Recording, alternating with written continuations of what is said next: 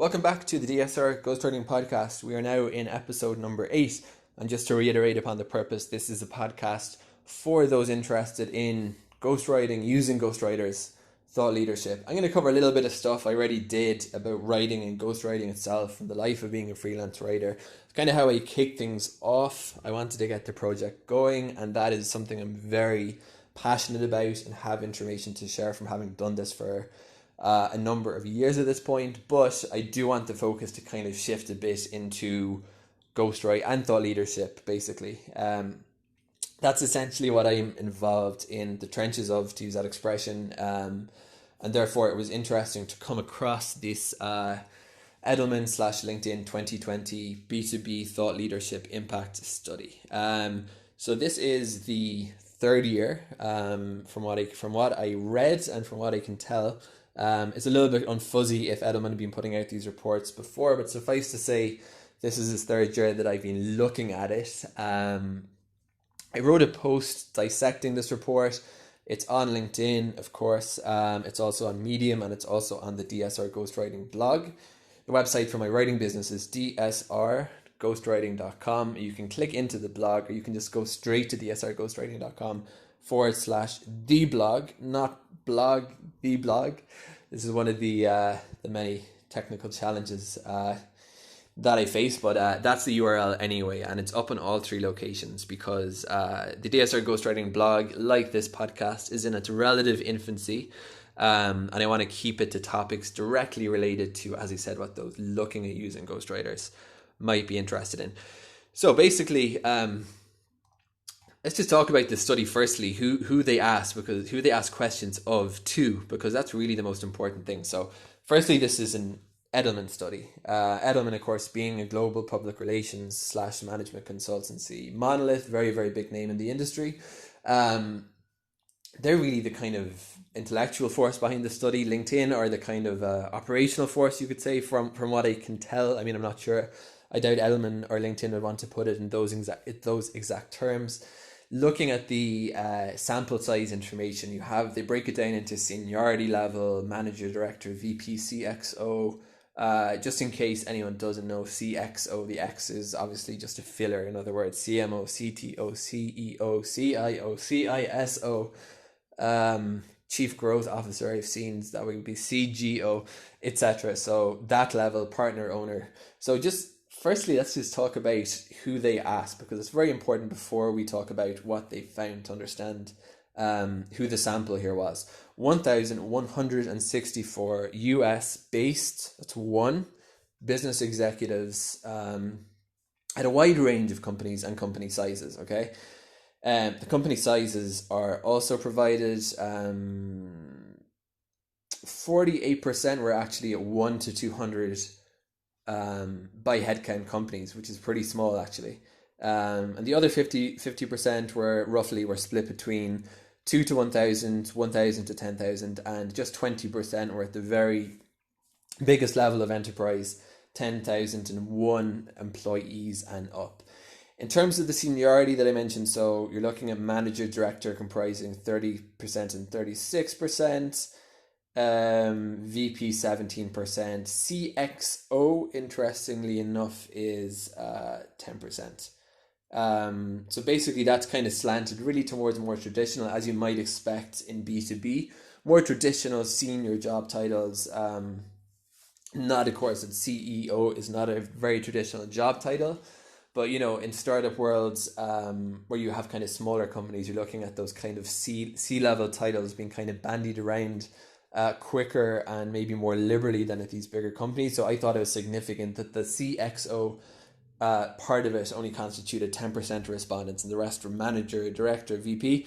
Partner 2%. Partner would be used a lot in the legal world, among other industries. Traditional partnerships. And owner just 5%. So again, owner would be kind of associated, I guess, as a seniority title, smaller organization. So it's definitely slanted towards medium to enterprise. And traditional ones at that.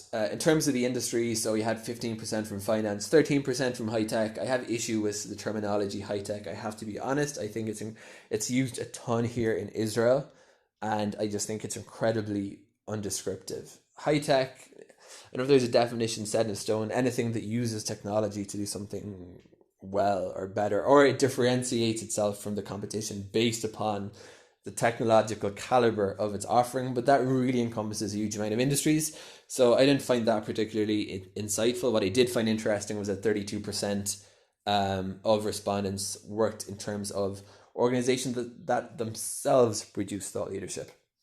So the next thing I want to say about this study by Edelman is how the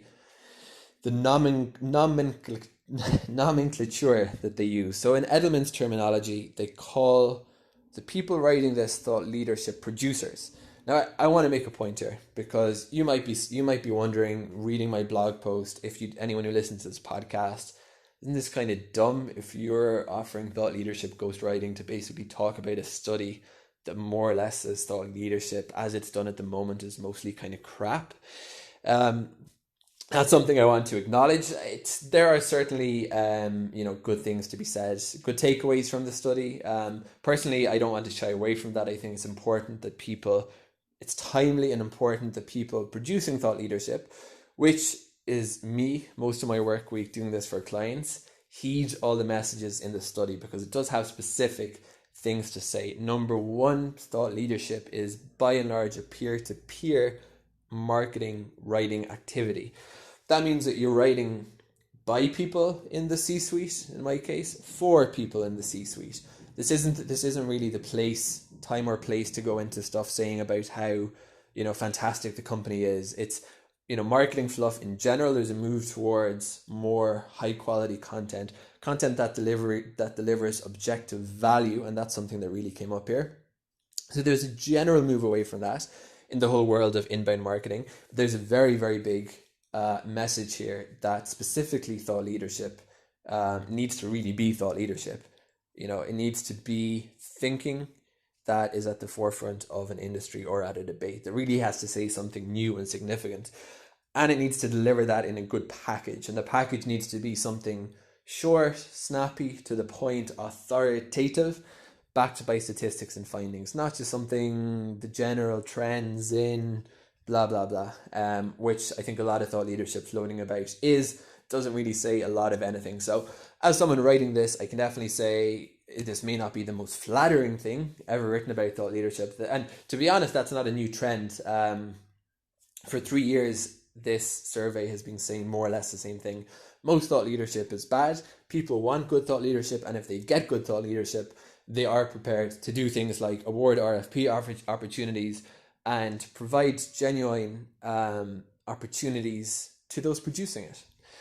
So the point I was about to embark upon was saying that in Edelman's world, there are two people, the producers of thought leadership. Now, I'm a producer of thought leadership. It's just not written under my name. You could say that I'm being a thought leader about the Edelman study. But for the most, I'm producing it. But equally, the producer could be the CEO themselves. It does happen that executives write their own thought leadership. It could also be an agency. So that's not defined. That's not catered for in the study. So when we talk about the fact that only 17% of thought leadership is considered by those reading it to be either good or excellent, which means that 83% is either mediocre, bad, or terrible, it doesn't really take account for who's writing that. So this isn't kind of a promo attempt to say, you see, they're writing it, therefore it's bad, and if you use someone like me, you might be getting better results. It's not intended that way. I'm just saying that that's quite a significant thing not to be taken into account. They don't say who the producers are. On the flip side, it talks about the other side of the market, let's say the buy side of thought leadership, even though thought leadership is generally distributed for free. Unless you argue that market research reports are thought leadership, but they're generally not distributed for free. Let's talk about traditional white papers, articles, and other forms of thought leadership. The buy side in Edelman's syntax, nomenclature, is decision makers. So because this is a B2B study, they're very focused upon decision makers. And Edelman, for some reason that I did not figure out and that lost me half the sleep last night, capitalize the D&M in decision makers. I don't know why that is. But that's who they talk about. So they're really saying that they're really looking at this from a pure or attempting to prove ROI standpoint. And that's another point that comes later in this study, that thought leadership producers are failing miserably in their attempt to quantify ROI. And as I said in my post, this isn't a unique problem to those engaging and producing thought leadership. This is a general problem that has dogged the PR industry as a whole, more or less since its inception. Anyone familiar with the whole sort of somewhat murky world of PR metrics and attempting to quantify to clients, these kind of formulae, coverage inches, and the digital equivalents in pixels, it's really, really difficult. People wouldn't be kind of reaching for that stuff if there was a better way to do it. So it's a big problem. As I said, again, this is really valuable for me because I have to get thinking, how can I quantify the value I'm delivering to my clients? And it's really in these kind of B2B sales processes, big ticket processes, with a lot of input, with a lot of touch points, with a lot of hand holding, with a lot of different people potentially involved in the marketing, sales, nurturing process of a B2B lead. It is difficult to say, you know what, it was my white paper that pushed this guy over the line and not you, Mr. SDR.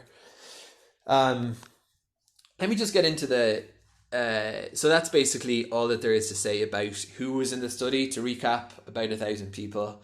To recap, senior people, traditional people at B2B by the kind of general feel of it. Who were they? Bit of finance, bit of med, bit of high tech, and a third of them did thought leadership themselves. So that's also interesting, by the way, just a quick thing to say that 70, excuse my abysmal maths, which are coming out here, 78% therefore did not work at an organization that produced thought leadership. Either they're not doing it at all or they outsource it. So at a glance, Edelman then gives you these key dimensions: engagement, quality, value, brand impact, sales impact, attribution. I'm not going to go into all of these. What I am going to say, and this was the first takeaway that I listed from my takeaways. There are other people who've given their takeaways. I'm going to just mention them at the end. I linked to them all on my post. I found about 4 or 5 good articles discussing this, including one from Joe Kingsbury, who is the US managing director of Edelman. So he gives his own kind of read on the findings that his own company found.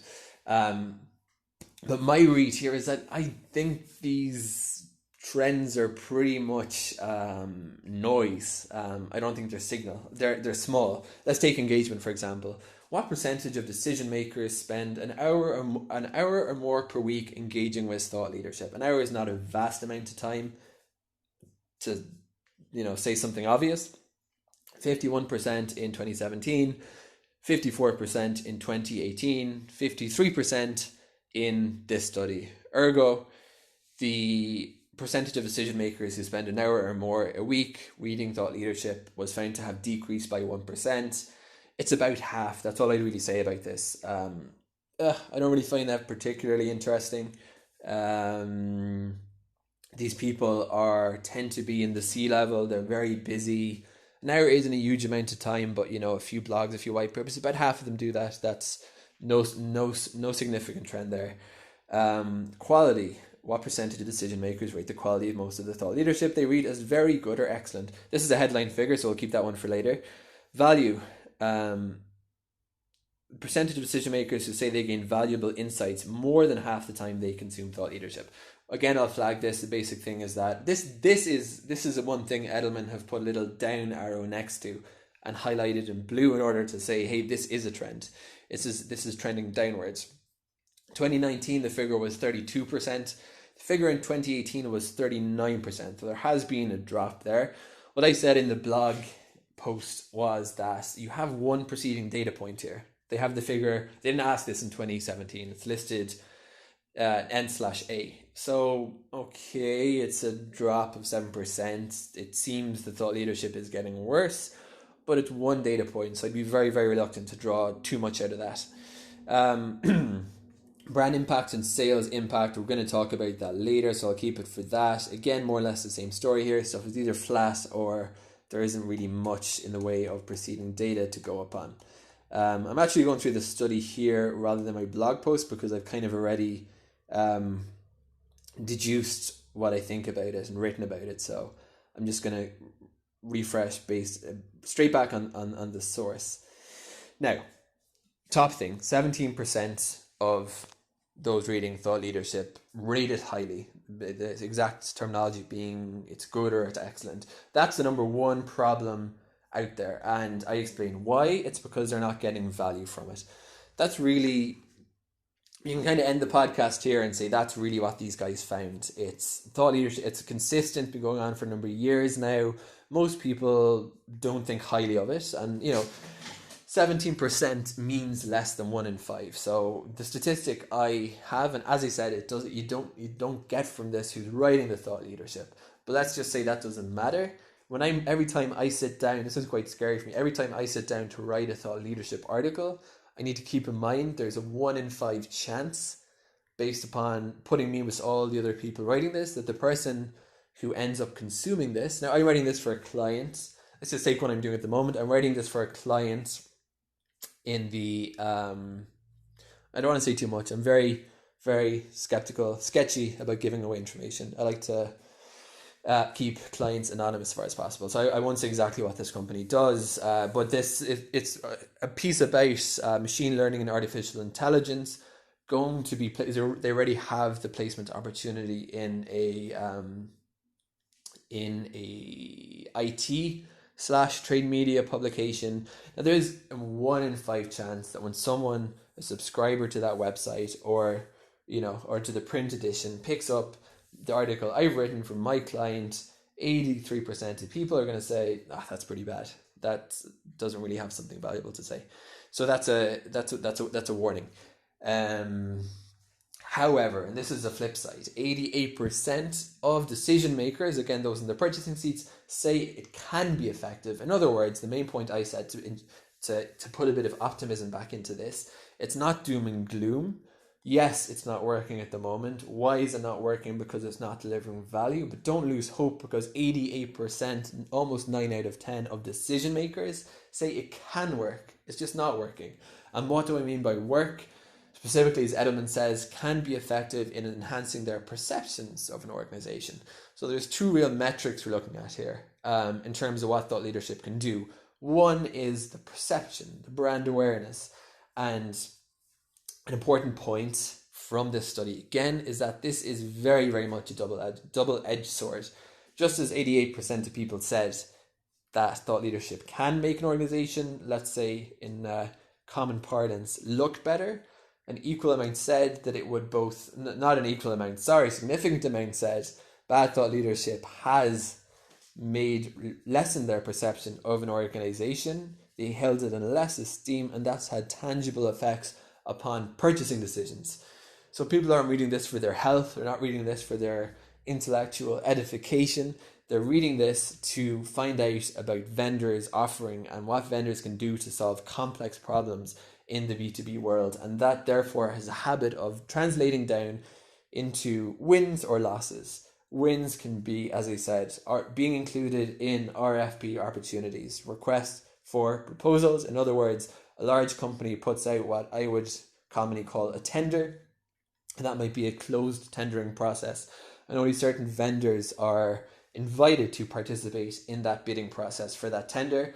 And if the person awarding the contract, and tendering, we're talking about large enterprise here generally, / the government sector, the person reading this picked up a great white paper from a vendor, they might actually include them. That is known. But equally, 37% of the time, if they picked up a terrible white paper from that vendor, they might say these people do not know what they're talking about, and we're not going to include them in this RFP opportunity. So that's that. 59%. I'm gonna just gloss over what I thought was not very interesting out of this study. 59% of decision makers agree an organization's thought leadership is a more trustworthy basis for assessing its capabilities and competencies than its marketing materials and product sheets. So interesting, just in passing, to note that Edelman may draw a hard distinction here between thought leadership and marketing materials. I kind of like that because I'm always I enjoy writing thought leadership. I enjoy getting involved in thought leadership. I enjoy a lot less content marketing. I kind of shifted away from that. I've always had an interest in PR, and I see this as a real PR activity. Of course, PR is a subset of marketing. I remember doing thought leadership. We might be trying to promote the thought leader as a brand, but it's not the same thing. And I think it's important to draw this kind of a distinction between generalist marketing, content marketing, where you're essentially marketing to search engines and, you know, putting in SEO terms or looking to drive traffic, and the more traffic the better. In this case, thought leadership, we're arguing for brains. I came up with a great slogan, and then I decided not to use it because I thought it was a bit I think it might have been marketing to brains, not bots. In any event, thought leaders. So Edelman draw a distinction between thought leadership and general marketing, and I would subsume content marketing into that. Okay, let's get on to the sales impact stuff. Sales impact index. Edelman came up with a couple of indices in order to. The other one is the brand perception impact index, and that was for the one about enhancing perceptions. I said 82% thought that it was enhanced perceptions. They built a little index: respect, perception, trust. Can be remembered, RPT. That's how they assessed perceptual, increase in perception. For this one, the sales impact index, a little bit more hard. As I said, RFP, opportunity, inclusion. They awarded business to that. I'm just going to say the keywords. They included in an RFP op. They awarded business. In other words, they awarded a tender, let's say, or just gave business from a direct buying process. They decided to increase the amount of business. They call that upsell. I don't usually think of upselling in those terms, but I guess they're right. And then the cross-sell, which they say they purchased new product or service. So those are 4 ways in which this Edelman calculated the sales impact index of.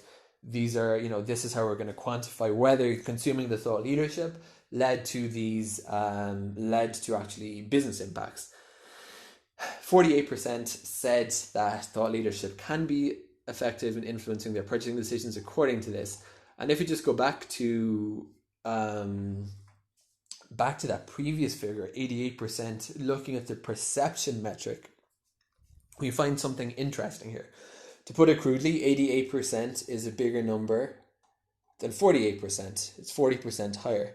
So I guess what comes out of this is that thought leadership is more effective in creating trust than it is in actually creating hard business impact. I think 48% is a pretty decent figure, especially when we're talking about B2B sales processes and big ticket items. But what does seem to be clear is that thought leadership might be perhaps best employed as a strategy for increasing perception and brand awareness and those kind of softer PR objectives, rather than the hard one of achieving RFP wins, etc. And I think that there's a very clear tie-in there to that, and the fact that those in the thought leadership world, producing world, including are struggling to quantify the value that they're delivering, as are a lot of PR practitioners. Another uninsightful finding, I thought, 41% say they're willing to pay a premium as a result of thought leadership. Again, it's kind of on the side of saying that.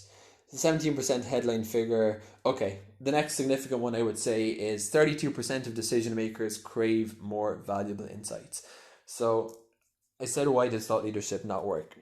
17% says it's good. Corollary, 83% think it's bad. Why do they think it's bad? As I said, it's a peer-to-peer, should be understood as a peer-to-peer marketing exercise, objective to deliver value in the right package. Now, I work mostly with technology people. I've worked with technology people in-house in jobs, and I kind of understand their mentality. They're not interested in meandering marketing pieces. They want stuff that cuts straight to the chase. And those producing thought leadership, and as I say, that group is nebulous according to how Edelman have defined it. They need to understand that and to deliver the thought leadership in a palatable package that is short, snappy, authoritative, including statistics. 32% are gaining valuable insights more than half the time that they read thought leadership. So that's just saying basically that is true. Now that doesn't account for this whole 83% figure of people that don't find it good. I would say there could be various causes. One could be the thought leadership is just straight up bad. It could be badly written. Not delivering enough value may not actually be the only reason. Here's a good point. Low quality content is a risk to reputation and sales. So thought leadership, as I said towards the end of my post, the binary perhaps should be relatively simple. You either do it well, or it's better not to do it than to do it poorly. Because just as thought leadership can increase brand reputation and increase sales, 38% of decision makers say that sometimes after reading its thought leadership, their respect and admiration for an organization has decreased. 25% of decision makers say that sometimes reading its thought leadership has directly led them not to award business to an organization.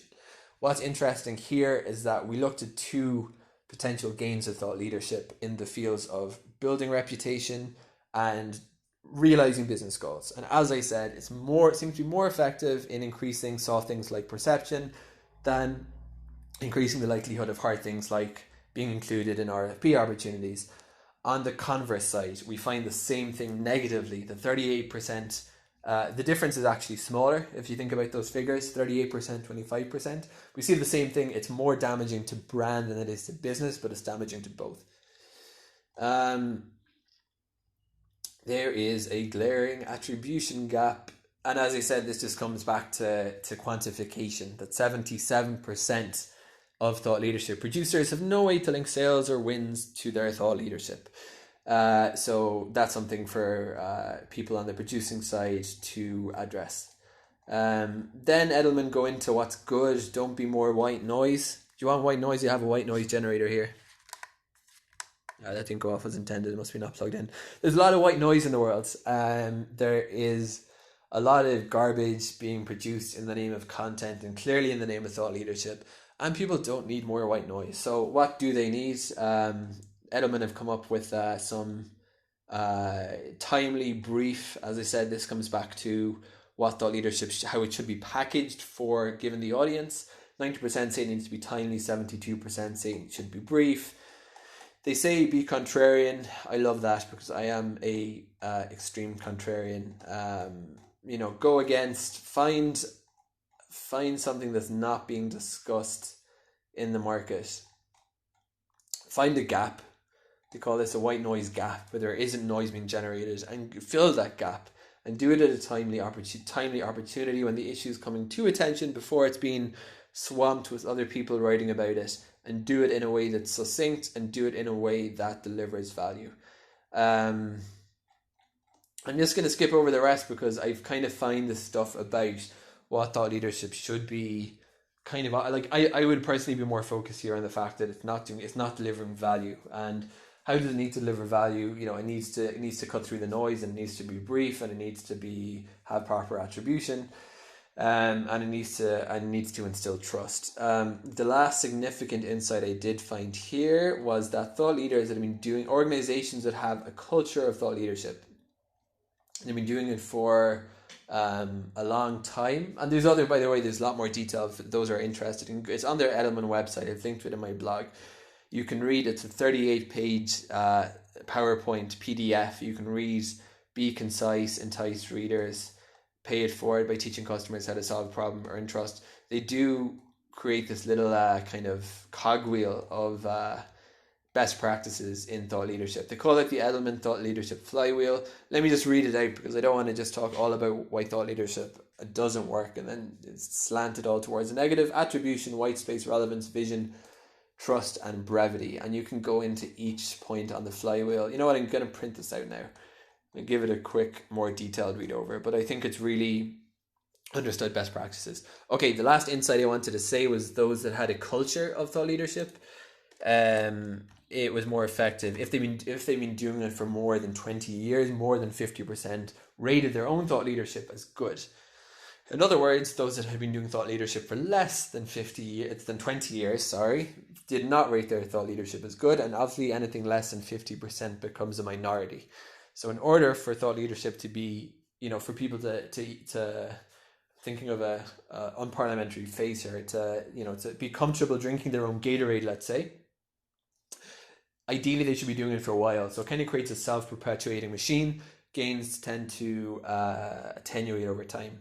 I describe this as like wine, thought leadership improves with age. An important insight contained in the study, this is me speaking in my blog, was the value that a commitment to a culture of thought leadership brings to an organization. The surveyors found, and this they didn't mention, I thought it was kind of strange because it was literally mathematically a direct correlation. The surveyors found a direct correlation between the number of years an organization had been engaging in putting out thought leadership and how they perceived it internally. For those that had been engaging in the activity for more than 21 years, a majority of the company thought the thought leadership to be of very good or excellent quality. Tellingly, among companies that had been engaging in thought leadership for shorter time frames, thought leadership cheerleaders were consistently in the minority. Well said, Daniel. That's what I had to say about it. So I'm not sure if that actually is well said, but as I said, it was a direct correlation, and that's telling. So basically, because I think, to be honest, it creates an ecosystem. You get more senior people in the organization that have been doing this. 20 years is a long time. They're able to coach. Certainly when I work with more senior clients who've been doing thought leadership well for years, it's an educational experience for me, and that's something I really value. I always say the good clients are clients that pay the bill on time consistently. Great clients are those that do the same and give you a free education while you're at it. So I have had some great senior clients like this, and I can totally get on board with this observation. Let me tell you now, just quickly to round this out, what other people have said. David Dodd, principal at Point Balance, says it's also clear from the report that thought leadership can be a double-edged sword. Indeed, it is clear. It can either increase or decrease, and as I said, slightly blunted effect on the decrease side, but basically the same story. Reputation more significant than hard business metrics. Another one from Emma Wiltshire of Social Media Today says, one of the mistakes is that marketing leaders can take some thought leadership content and make it too glossy and too shiny. In many cases, technology people, and I think I made this point in this podcast, are talking to technology people. That comes back to the peer-to-peer thing I mentioned. And so if it is too glossy, then it loses its authenticity. In other words, please stop. Sorry, there was a technical lapse, but hopefully we will catch. I'm just finishing off here. I was going to say, please stop designing my white paper. Then picking up from the insight from Emma Sinden, who said one of the mistakes is that marketing leaders can take some thought leadership content, make it too glossy and shiny. If it is too glossy, then it loses its authenticity. So I'm not saying that the solution is to instead leave them as black and white Word documents. But the point I made before was that it's a peer-to-peer study and peer-to-peer project. And, if it comes across too much marketing, and perhaps really design does play a role in that, maybe that's something for designers to think about. How can they, when they're designing thought leadership collateral, not make it appear as if it's, simply more self-promotional material, in which the world is already drowning. Michael Brenner, Marketing Insider Group, Reflections on the B2B Thought Leadership Impact Study. Now, this is actually referring to a previous report, so I just threw it in there to get a bit of longevity in these analyses. While there is a great opportunity to capitalize on thought leadership pieces, there also is an element of risk involved. The catch, you see, is that the high-quality thought leadership pieces are rare. 17% are good or excellent, so I'm not sure I'd agree with saying rare as the description, but in the minority, I might say. Poorly done thought leadership pieces can even influence a company to not buy products and services. Yes, that point is very important. There were two effects on the negative side, and 27% said it would decrease their chance of buying something because the thought leadership was frankly garbage. Key lessons from the Edelman. This is from Edelman itself, from its US Managing Director, Joe Kingsbury. The risk in mediocrity is very real. More decision makers now believe that most of what they consume is mediocre to very poor, compared to 26% in 2018. And that, I think, is an important point. It's not just the risk of being poor. It's not just that writing poor thought leadership or terrible thought leadership is a risk. Writing mediocre thought leadership is equally risky. because 17%, that's, as I said, as I keep going back to this figure, 83% being good. The bigger risk is probably falling into that wide trough of mediocrity than it is of producing something that is outstandingly terrible.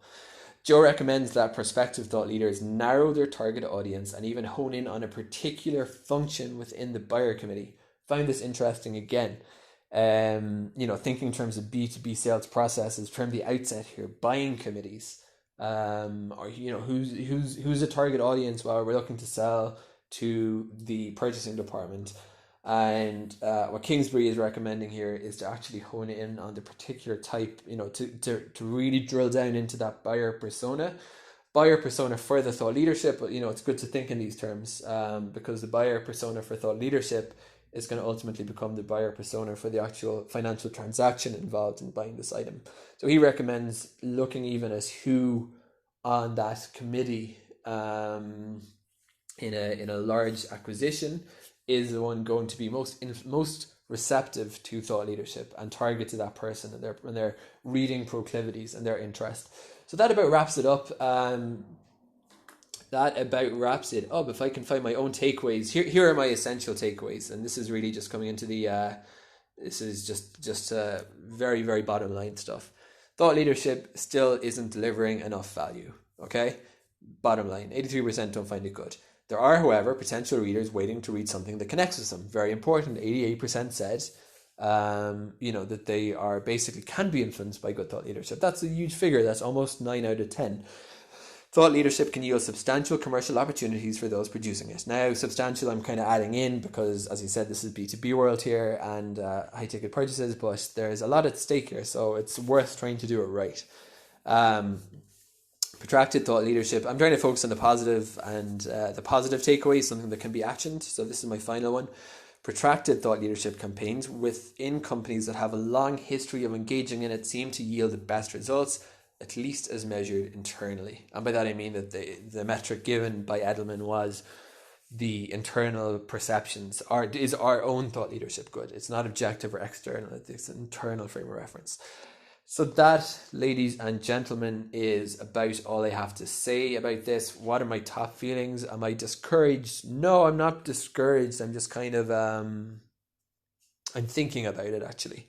And I'm thinking that I probably need to communicate clearer to clients. I'm glad I wrote this piece so I can send them something that has my insights and other people's insights, and links them to the study. I have to be clear in saying that, look, if we're going to be doing this, we need to put proper resources into getting this right. There's no point trying to do thought leadership if it's going to be just kind of spat out in a haphazard fashion and you want stuff done as quickly, as cheaply as possible. That is really, as an objective observer, I would rather just engage in content marketing than pull off thought leadership for you. That's not going to work. You need to take your time. You need to realize it's a peer-to-peer marketing exercise. You need to hone in on who this is for. You need to hone in on getting the package. Is it going to be concise? In other words, perhaps more time, I would say, needs to be spent talking to subject matter experts, to getting great material, to package it really, really nicely and concisely. Because the key to being concise is having a lot to say and packing it into a nice package for the C-level. And SMEs are invaluable. So we need to start speaking to those people and really getting their insight, to deliver that into something that will be palatable for those on the receiving end, the decision makers of this world, the B2B purchasing committee members of this world, and provide them with something that they will think is in the 17% of thought leadership they rate to be good, great, or excellent, and that will actually encourage them to be among the 30 or so percent of respondents that take in that thought leadership, or better, the 80% that increase their perception of a company, and it'll make them more likely to include the vendor in an RFP opportunity, or better yet, award them business. Hope these observations about the study have been of some use, and as I said again, my website is dsrghostwriting.com. Thank you for listening.